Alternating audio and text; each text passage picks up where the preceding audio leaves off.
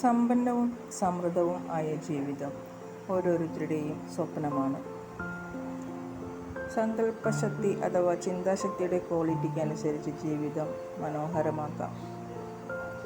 മനുഷ്യരുടെ ഏറ്റവും വലിയ ദുഃഖത്തിന് കാരണം ഒന്നാമത്തേത് നമ്മുടെ കയ്യിൽ ഇല്ലാത്ത ഒന്നിനെ തേടി നടക്കുന്നു.